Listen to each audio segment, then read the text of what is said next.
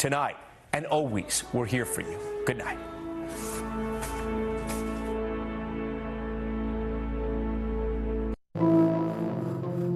The 2026 Milan Cortina Olympics this winter, brought to you on KUAM TV8 by Bank of Hawaii. Reach your possible.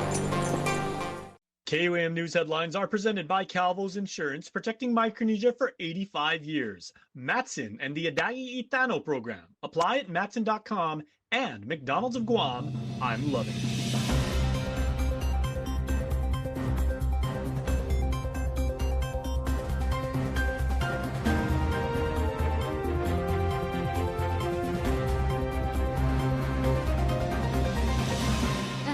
KUAM News Primetime. Voices from across the island took center stage today at the public hearing for Bill 242 and on Guam's future for self-determination. I'm Nevaeh Anderson with a story from the Congress building coming up. Some $50,000 in public funds spent on tourism trips under scrutiny by lawmakers. I'm Mitsuki Hariyama with more on a new bill that calls for more board oversight. Could language in a bill aimed at supporting the Guam Department of Education possibly put millions of dollars in federal support at risk? Find out tonight. Hafid, good evening. Welcome to KUAM News Primetime. I'm Destiny Cruz-Lingus. Thanks for ending your day with us. Well, today's public hearing on Bill 242 drew cultural pride and sharp legal debate as lawmakers consider whether to remove ancestry requirements from Guam's long-awaited political status plebiscite. Nevaeh Anderson reports. At stake in today's public hearing is more than compliance with a court order. It's the definition of self-determination itself. And one after another, community members stepped up to the mic to draw their line on Bill 242. It was a show of Chamorro and Guamanian pride this morning at the Guam Congress building.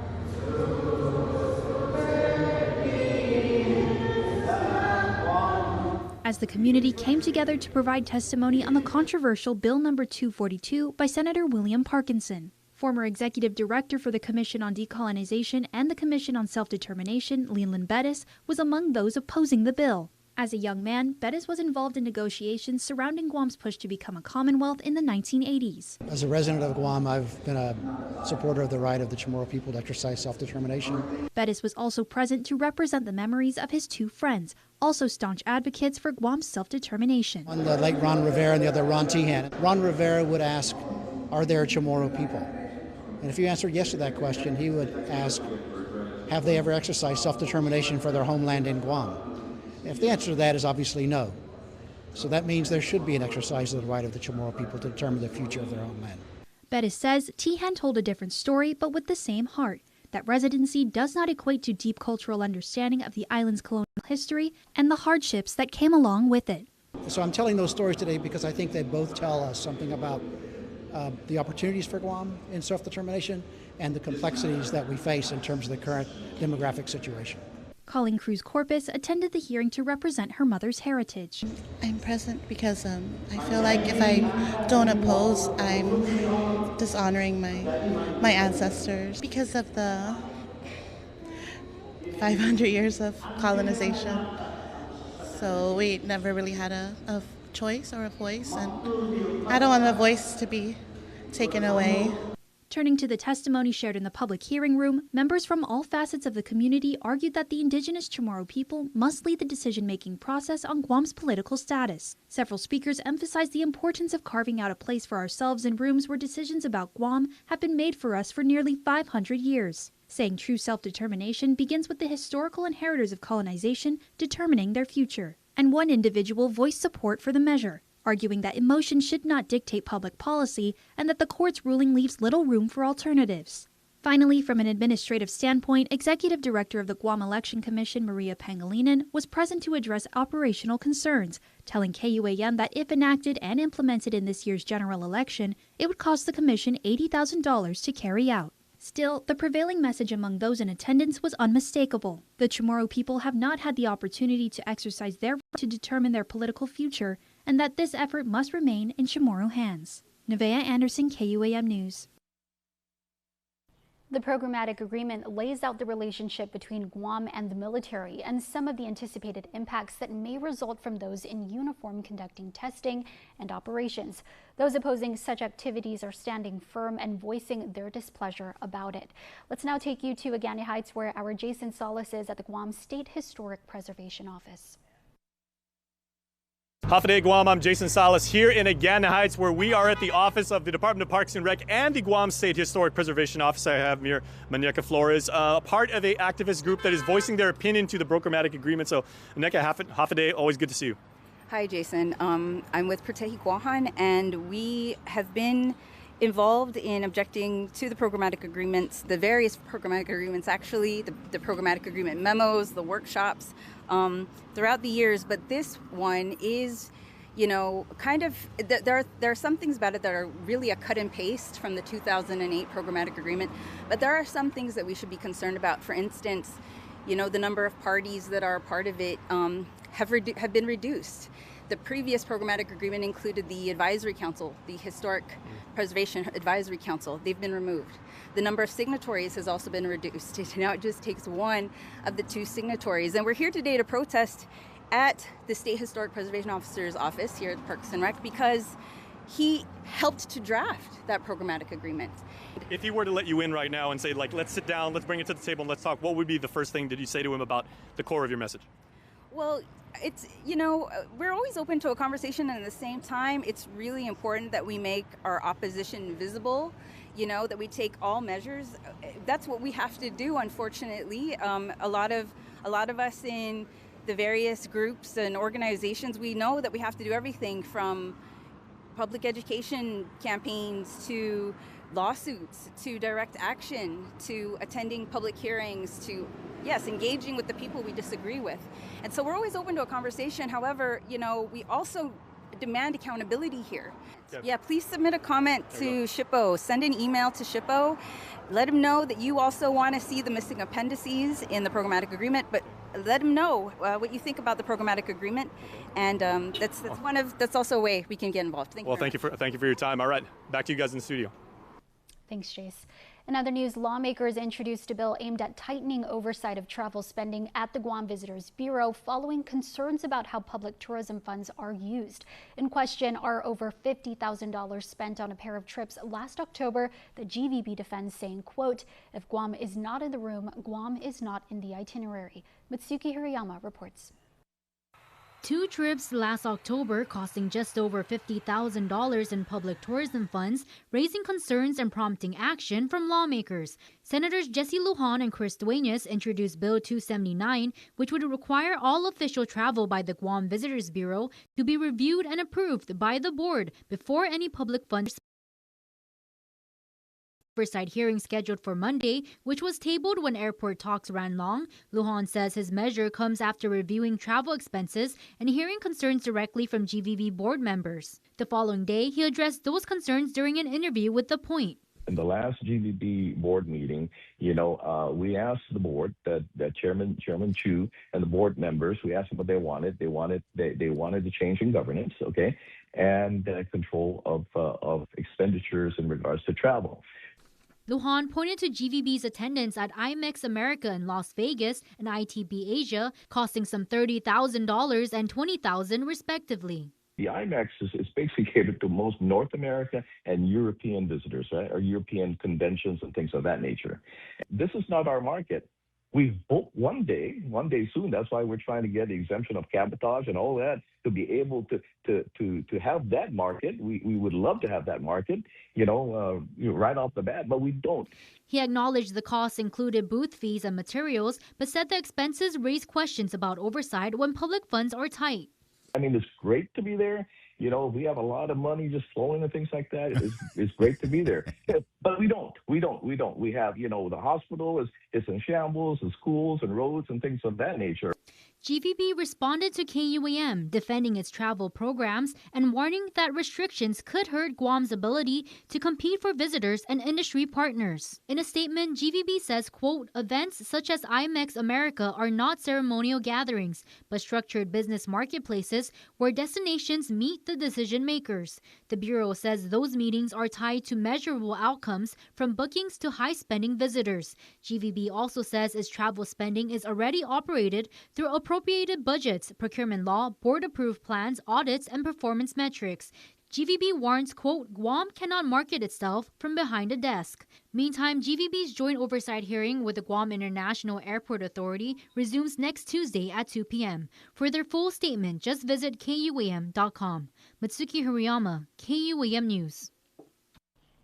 Well, Guam is joining the nation in honoring the life and legacy of Reverend Jesse L. Jackson Sr., a civil rights leader, presidential candidate, and champion for unity whose voice called America to, quote, common ground. Guam and Governor Lou Leon Guerrero reflected on Reverend Jackson's lifelong commitment to justice, inclusion, and the belief that America belongs to all its people. From the Rainbow Coalition to his historic presidential campaigns, Reverend Jackson urged Americans to organize, to vote, and to keep hope alive. His message that democracy is strengthened by its diversity continued to resonate even across oceans. Here in Guam, leaders say his call to ensure every voice is heard holds special meaning for island communities striving for recognition and representation. Time for a quick break. You're watching KUAM.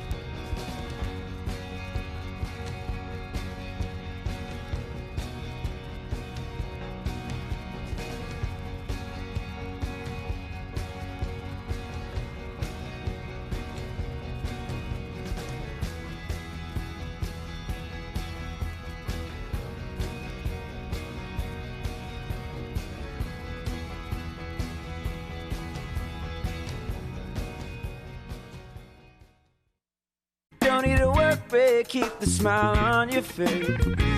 The moments you can't replace, and I'll be around.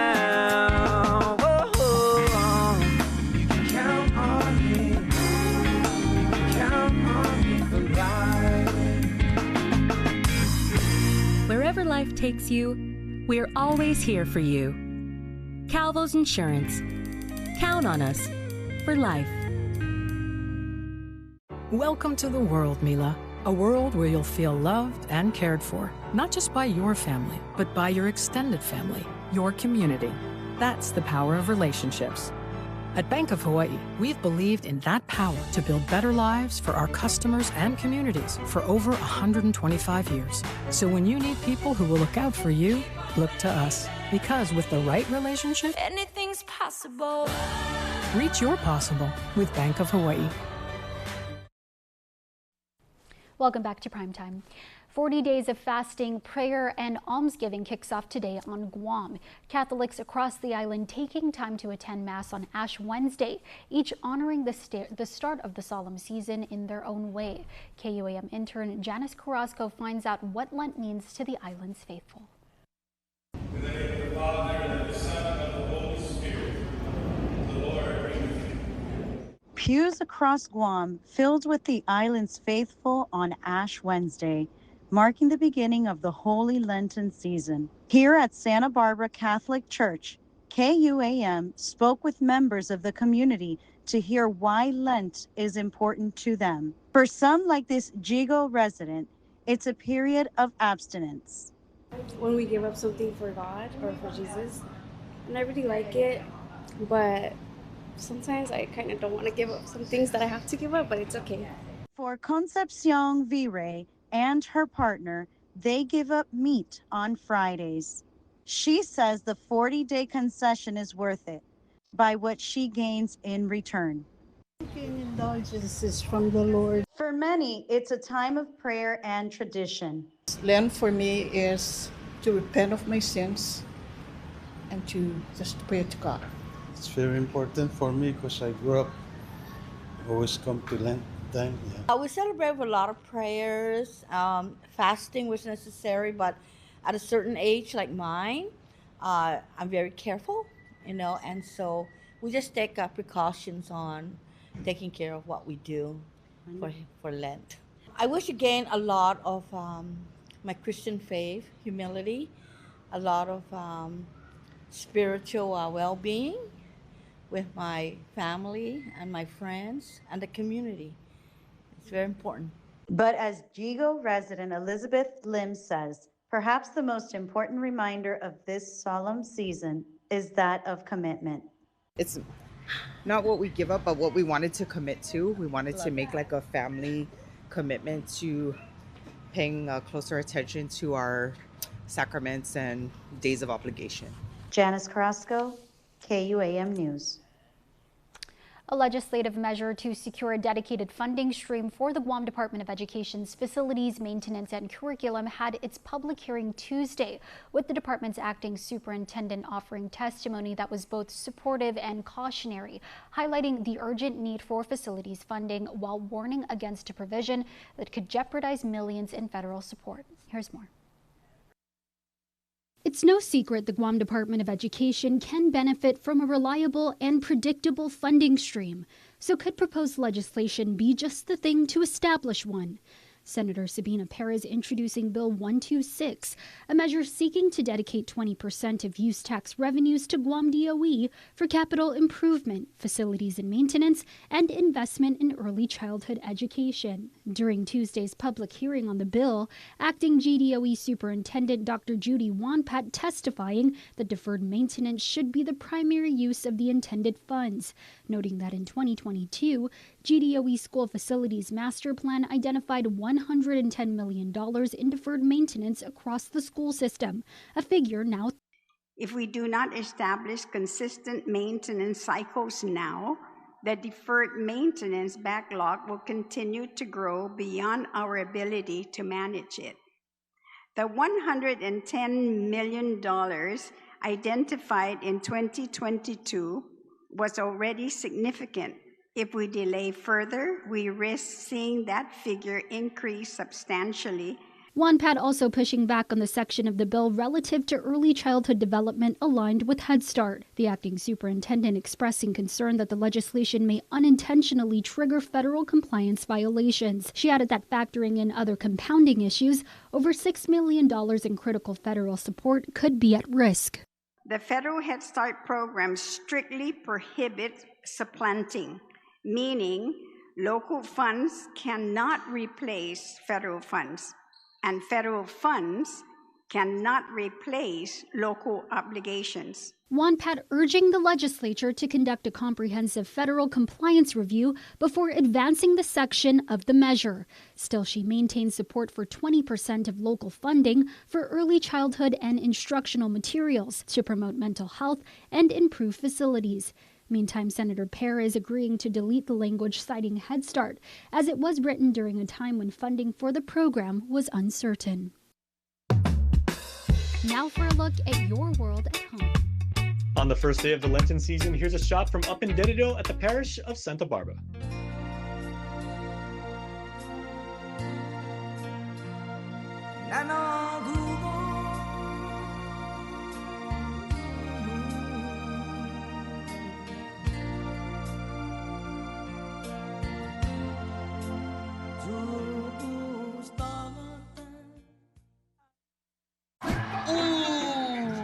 I think it's time for some new shoes.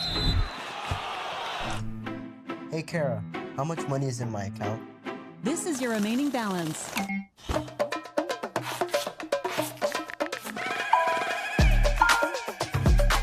Kara, I forgot my password.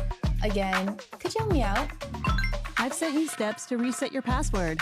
Thanks, Kara.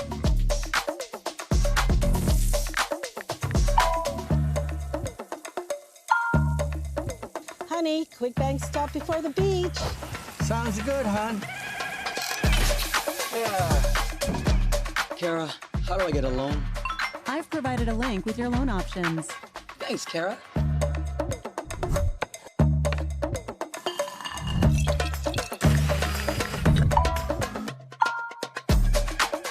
Kara? It's a new year, Guam, so let's start with the reset at Kmart. Make your move and start strong. Gear up with fitness equipment and fresh workout apparel. Fuel with wellness essentials, sugar-free options, protein, vitamins, and more. Organize and clear the clutter with easy storage solutions and cleaning essentials. And refresh your living space with new furniture and decor for your home. New year, new me. Your reset starts at Kmart Guam. Now, for a limited time, get our largest pizza at our lowest price. Just $9.99 for our classic New York-style pizza.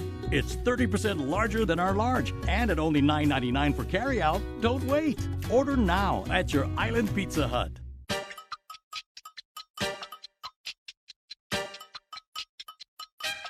Wesley kicks out. Simon, big three. Oh, baby!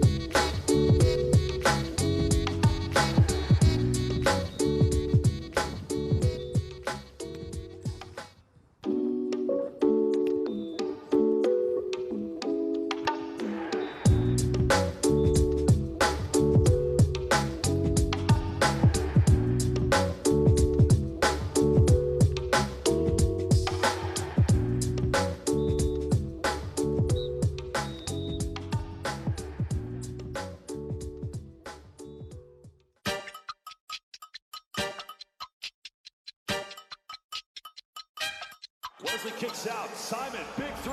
Oh, baby!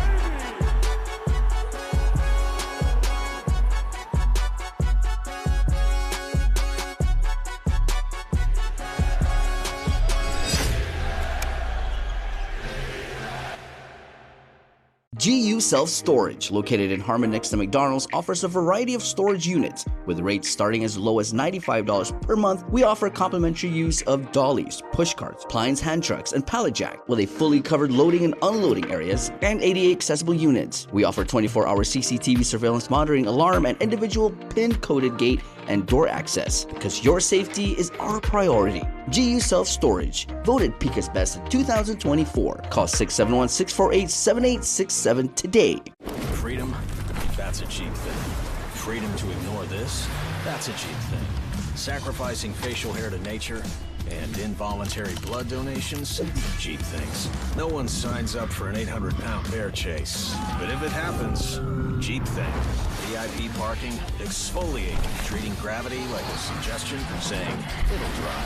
Free-range parenting, forgetting if that's a moose or an elk, all cheap things.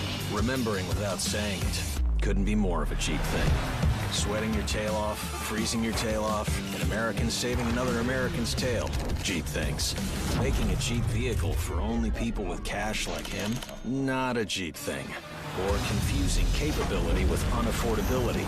No, not a cheap thing. Making adventure affordable? Now that's a cheap thing. So we're bringing you more cheap things this year, because cheap things should be everyone's thing. News Bites is brought to you by Docomo Pacific, Better Together, and Fresco Clothing, original custom design apparel of Guam and the Marianas. The South, it's where it's at. Beautiful Inalahan, everybody, and that is where we are having a 2K and 5K, the annual Pinalagun Gadao Giidza Inalahan. Beautiful, beautiful time, and look at that statue of Chief Gadao. I absolutely love it. Please make sure to register because it is one of the most scenic, picturesque, amazing 2K and 5Ks you're ever going to do, and there's breakfast afterwards. And if you have never seen the sunrise down in that part, like right on the bay and everything, you are going to really witness the majesty of nature. So make sure to do it, get fit, have a wonderful time, the nicest people you are ever going to meet, and you are going to have a blast. All right. UOG Rising is happening, and everybody, and make sure to check it out. Charter Day is coming up. Yeah, it's already March, practically.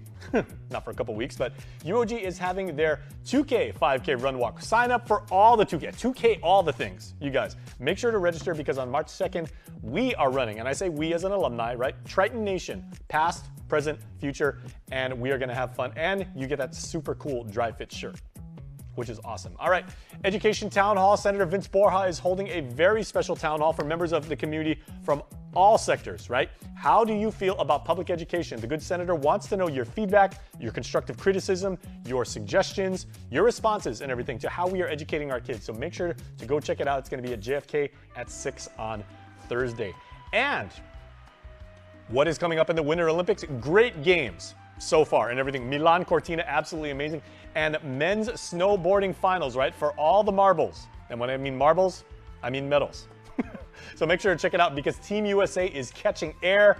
They are going off the lip and they are going to wow you. My personal favorite is like the slalom and the downhill. Those are crazy, but the snowboarding is really good too. You know what's also good? Tonight's birthday shout-outs, because that's what's coming up next. All right, everybody, let's get to our midweek birthday shout-outs for the 18th of February. And we say happy blessed birthday to Madeline Borja from the entire family, every single one of them, all over the place. We love you so much, special lady, they say, and may God continue to bless and strengthen you. All right, Jeriza Kaufman, happy birthday number 33 from Grandma Mako, Grandpa Juan, Mommy Riza, Daddy John, Jackie, Tim, Zach, Zoe, Johanna, Kurt, Coco, and Isa, who all say, please enjoy your special day, and may you have many, many more to come. And happy birthday number 17 to Olivia Flores. Ollie, from your family, most especially your favorite Nina Rocky, everyone is saying, may you have an absolutely wonderful, wonderful 17th birthday. Want to wish your special someone a happy birthday? Just click the QR code here on your screen or email birthdayclub@kuam.com. And that's your primetime show. Thanks for watching. I'm Destiny Cruz-Lingus. Have a safe evening and stay beautiful.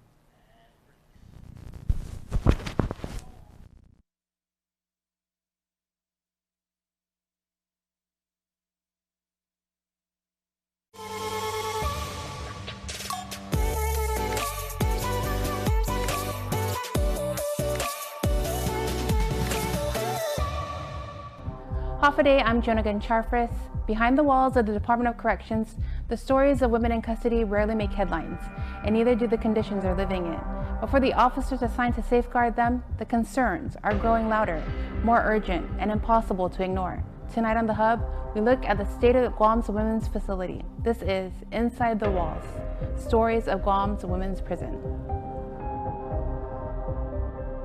I walked into the Department of Corrections Women's Facility one morning, and before I could even ask a question, Major Mary Helen Lozama and Sergeant Kathy Cruz met me with concerns they've been carrying for years. Their first issue, Sergeant Cruz says, is basic supplies. They're appreciative of the items that we purchase for them. You know, we have them, they stretch it as far as they can, but you know, it can only go so far. Toilet tissue can only go so far, you know. Yeah. You cannot wash it and recycle it and reuse it.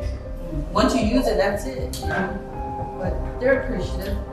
Some of them can't afford for their family to donate to the unit.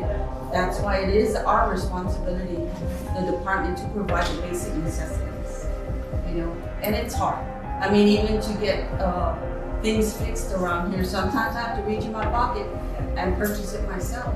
Light bulb, plumbing supplies, sinks, you know, a washer. I bought a washer because we didn't have a working washer.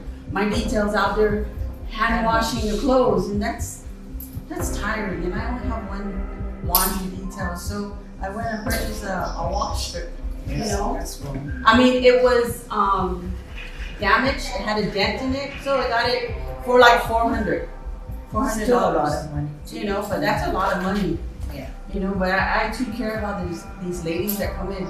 You know, we have to treat them like human beings. We cannot just put them here and throw away the key and forget about them. We have to treat them with respect. In order for them to respect us, we have to respect them as well. And not only that, she cannot get reimbursed for what she spent from the government, because some kind of law that says they cannot reimburse them for what they spent.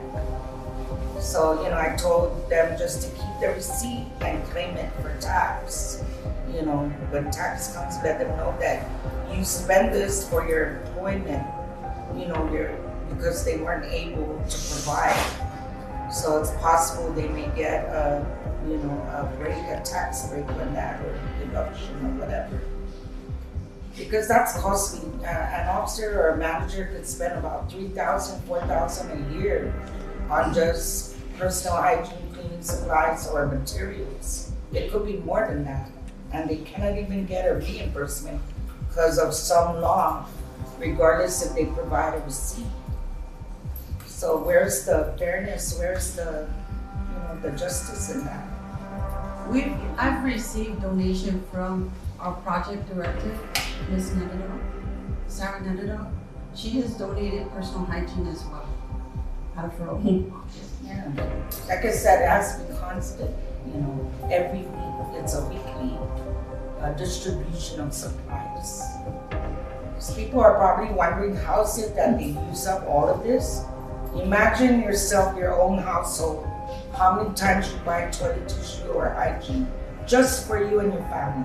So imagine the population or the employees as well. You have to add in the employees as well because they have to wash their hands, you know, use the restrooms. So of course you're gonna have to also provide for them and the visitors that come in here.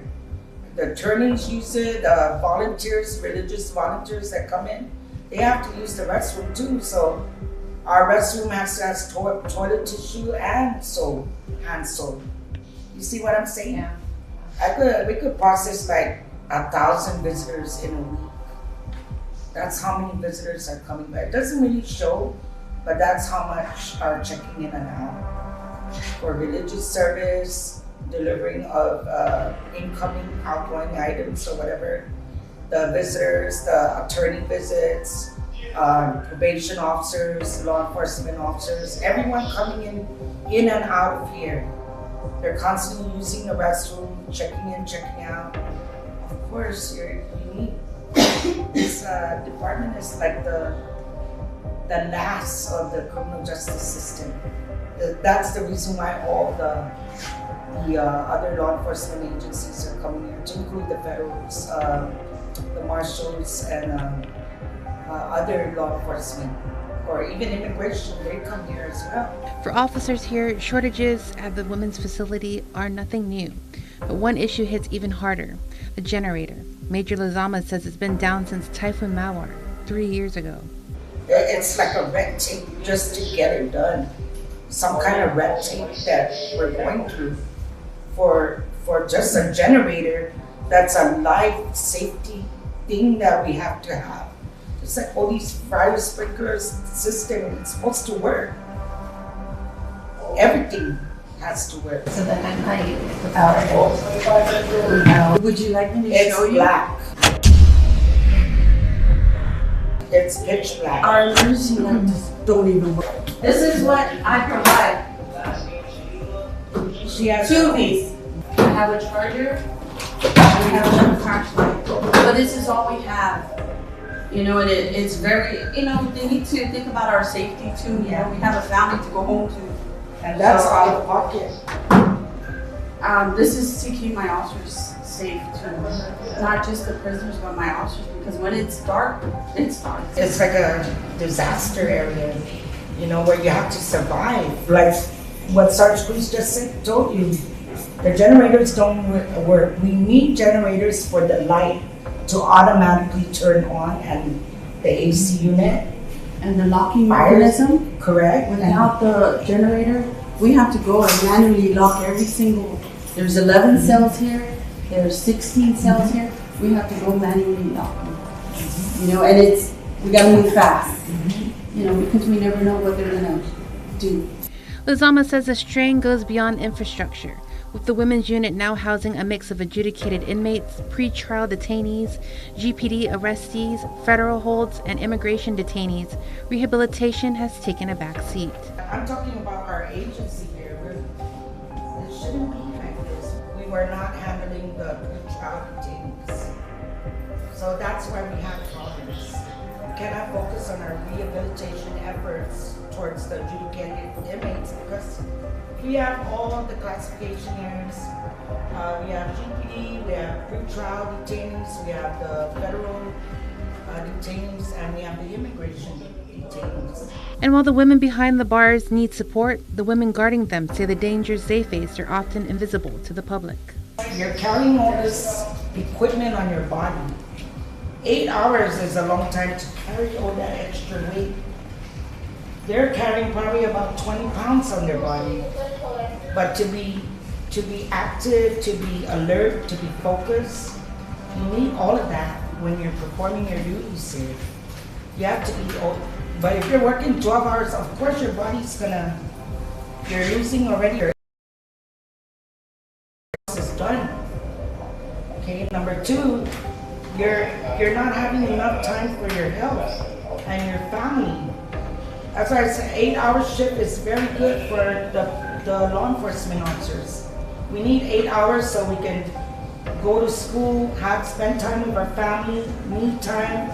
That's what we need for our mental, our mental health and our physical health. But because we've been on this 12-hour shift, we also acquired a lot of health problems. Look at the working environment. Nobody can see it because, oh, that's just a jail. Yeah, it's a jail, but it also affects our health. You know, rare that you see anyone say, thank you for your service, you know. Rare that you see that. Because all they know is that the prisoners are coming here, but who's watching them? What kind of environment are we in? Does anyone care? I don't think so. We do because care. If they really do care, we're gonna get a brand new facility, just like that.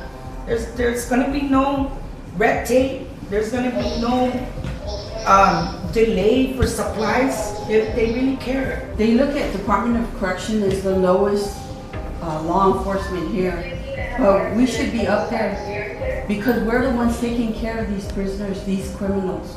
Okay, they're not here because they're good. They made a mistake. Now they're here. This is their punishment. Being here, right? But we still treat them with respect. And that's why I do what I do. My officers, they fork out money out of their pocket because in order for them to respect us, we also have to respect them as a human being and provide the necessities they need to get up in the morning, you know? Oh, I have a toothbrush, I have toothpaste. You know, these are the things that nobody thinks about. And we're always the last ones. We're the lowest one getting clothing allowance. Imagine that, how much a shirt is. You know, we're only getting $250. And how about the other law enforcement? Don't we mean something to the people of Guam? You know, shouldn't we be up there with GPD?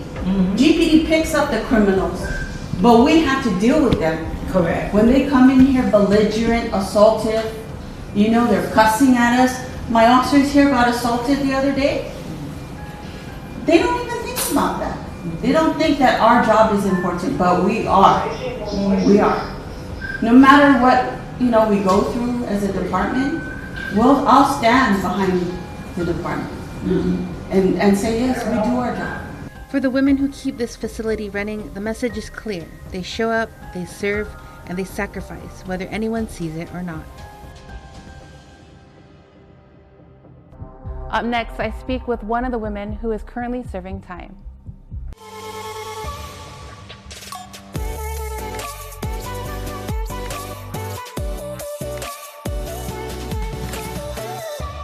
Now it pays to spread the Better Together experience. With our brand new referral program, you can earn up to $150 in account credits for every referral you bring in. That's right, family, neighbors, friends, even your coworkers. Just pass them your account name and account number. When they sign up for Docomo Pacific Service and drop your info, cha-ching! Credit applied. So spread the word and start stacking those savings. Additional conditions may apply. Docomo Pacific, we're better together. The sausage egg biscuit is perfect. Now it comes with hot honey sauce.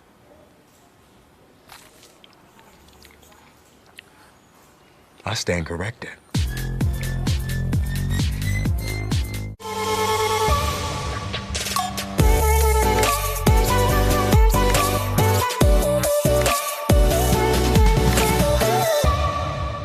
A cell door closes and the world outside keeps moving for the women incarcerated here.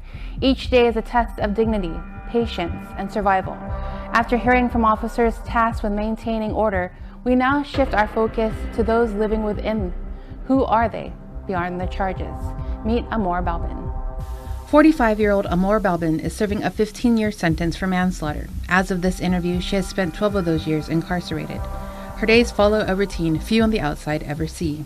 Basically, we wake up for reveille, do our in-house chores, and then get ready for work detail.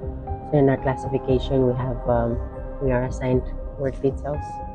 And then basically that's our Monday to Saturdays, and then Sundays are rest days. Routine provides structure, but survival here often depends on more than schedules. Officers previously told us they sometimes use their own money to cover basic needs, like hygiene items, when supplies fall short. Balbin confirms that reality. Yes, our officers, they really cover down when we don't have anything. They really, out of their pockets, help us.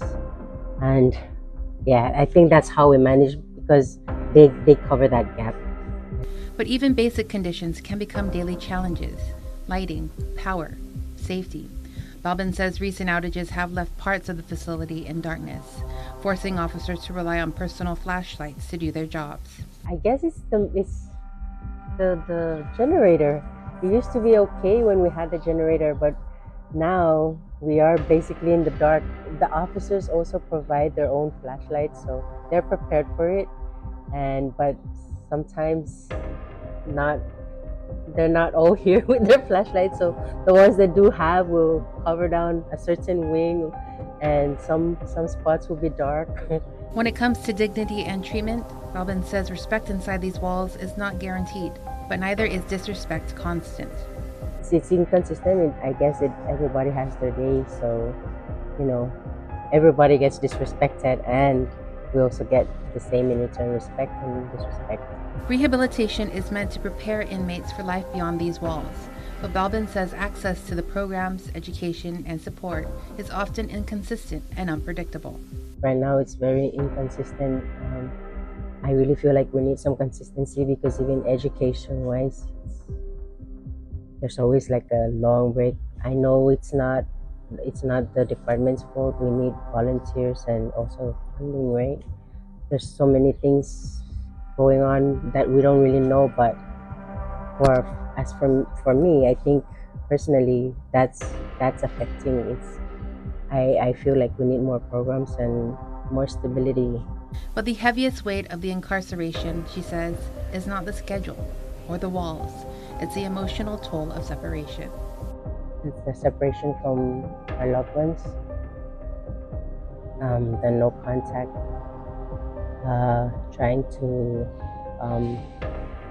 rebuild that relationship that we've just being in here. Personally, I've lost a lot, and it took a while for me to start accepting, and I'm already at that point where I have accepted, but that was the hardest. Balvin does not deny responsibility for her crime.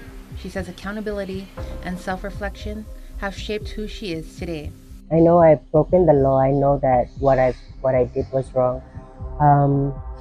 I am doing my time, and I've learned to accept that people do make mistakes, and from the programs and the structure that they've given us in here, I've learned a lot of things about myself that I never knew, and I've learned to accept and forgive. You know, I've gone through a lot too, so now I don't blame anybody for anything but myself. I've accepted responsibility. I'm taking responsibility. And if the people of Guam could hear just one message from her, she says it would be this. We are not defined where we're at, our shirt that we're wearing, and the other side that we're at. So, you know, everybody else is on the other side of the fence. We're here on the other side. It doesn't define us. We're still someone's child, someone's mother. We're still human beings, and not everybody's bad, you know. We're still human. We deserve a second chance. Behind every sentence is a story. Behind every uniform, a human being. Inside these walls, the world may feel distant, but the hope for dignity, accountability, and a second chance remains. And still ahead, beyond the buildings and the challenges, there's another side to this story. We take you inside the programs aimed at helping women rebuild their lives, from education to counseling and skills that prepare them for life after incarceration. How these efforts are giving hope, purpose, and a path forward when the Hub continues.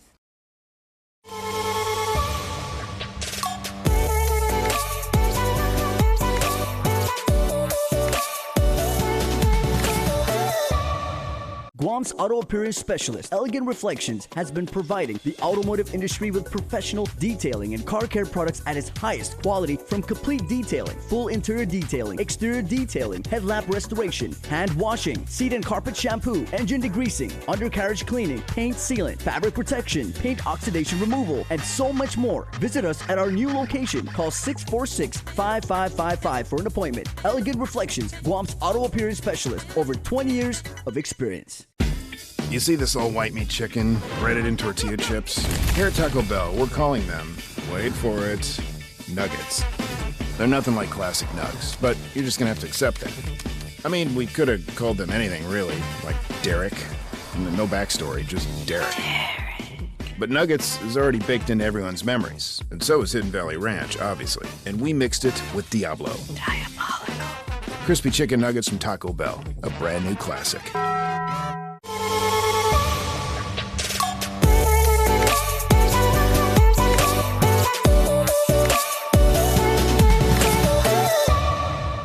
Just 5 social workers serving more than 460 inmates at the Manila compound and 59 women at the Women's Correctional Facility, the Department of Corrections is operating at about 1/3 capacity without clerical or administrative support.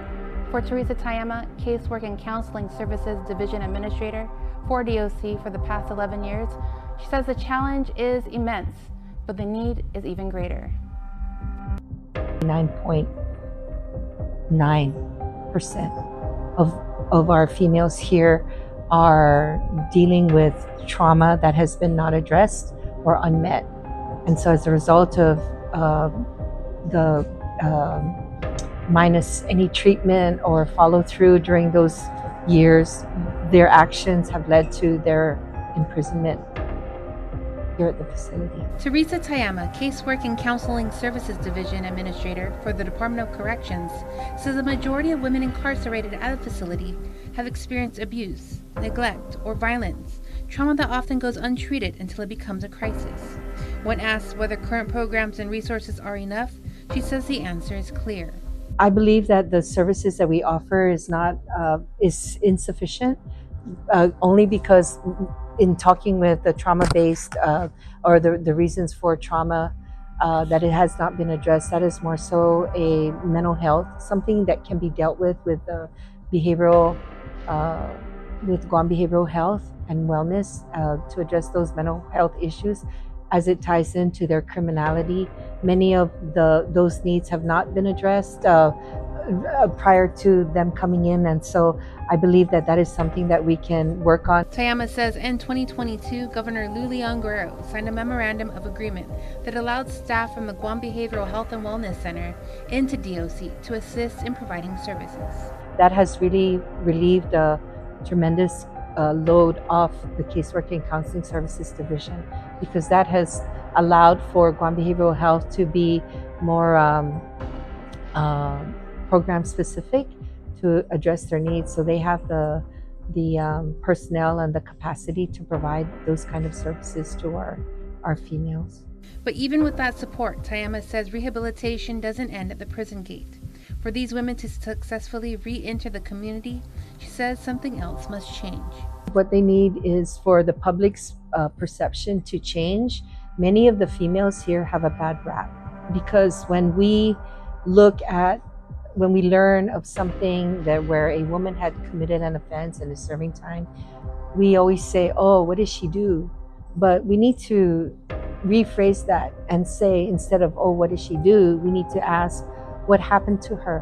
What led her down this path to her incarceration? And I think when I look at, as we do our intakes, conduct our assessments, it's really so sad I think this is why I have, with the teams that we have, two of our social workers, our senior officers, have been here for over 25 years plus. And fortunately, we were able to, thank you, Director, we were able to hire 3 more social workers. And the thing about that, when we find out what kind of reward do we get from it, is really just wanting to be a part of the bigger picture. She says true rehabilitation requires empathy and an understanding of the circumstances that brought these women here in the first place. I wish that the community would be more empathetic and understanding of the behavior or the underlying need that caused the behavior and allowed them to get here. Some of those issues would be abandonment, neglect, domestic violence, and other such categories of neglect and abuse that they had undergone that brought them here. Tayama says her hope is simple, that DOC receives the support it needs to do the work effectively and to give these women a real chance at a different future. When they are out there, we can do our best to try to transition, but it's very difficult for them to get one leg up and an advantage when they have so much that they have to overcome as far as getting through or getting over the judgments that is placed on them. I always look at it as, if an individual is sentenced to do time here in prison, as sanctioned or sentenced by a court of law, and they have met that punishment, that the clock should reset and they should be given a fair chance and an opportunity. So that's my take on that. And another thing that I feel is, you can always judge the priorities or the standard of a community by the priorities they place on the most vulnerable.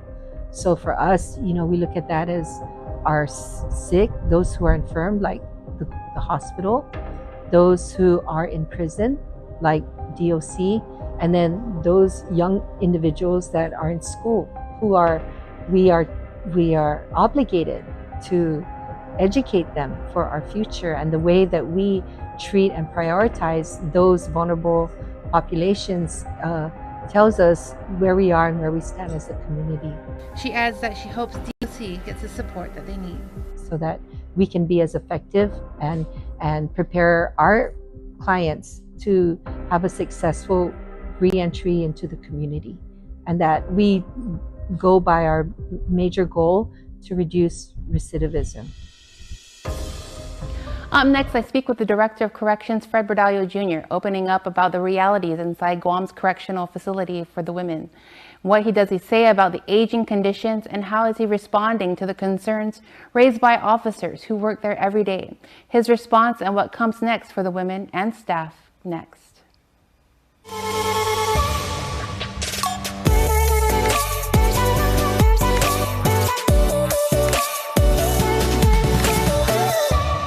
Freedom, that's a cheap thing.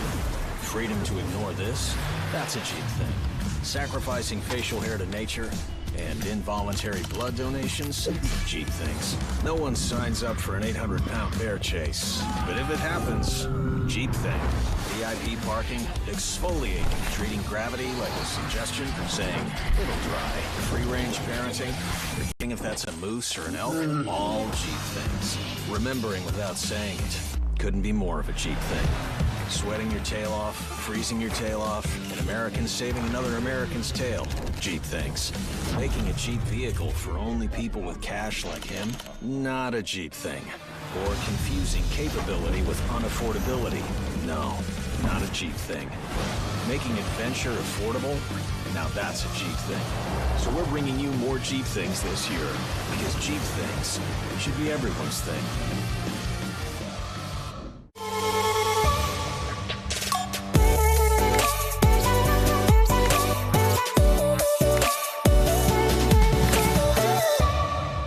Questions about conditions, safety, and resources at Guam's Women's Correctional Facility have been raised by those women inside the walls. In this interview, the Department of Corrections Director addresses those concerns and what comes next. Department of Corrections Director Fred Bordallo Jr. said he's fully aware of the concerns and frustrations being voiced by corrections officers, including the issue of basic necessities. With the issue of the hygiene products, and this just doesn't apply for the women inmates that are here, it applies to even for the men, because we have to supply a whole, we always have to keep that supply consistent and smooth in terms of its delivery. So we're budgeted for that, and we procure that, but sometimes there's some delays. Bordallo says there are broader challenges, particularly at the women's facility.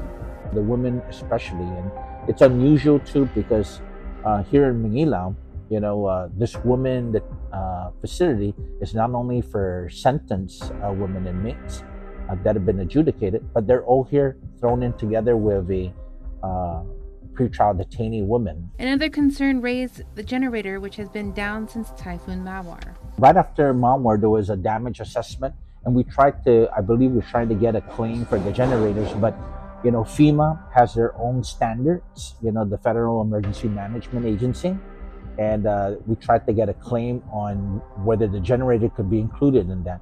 There's a lot of red tape and paperwork and documentation that was needed, whether they could be included in terms of reimbursement to the government of Guam if we're purchasing generators. He made it clear where responsibility lies. I, as the director, always take full responsibility when it comes down to the infrastructure that we have here at the Department of Corrections. But I can just assure the public that we have a plan on our infrastructure, how we're going to take care of generators, because it is a concern. If there's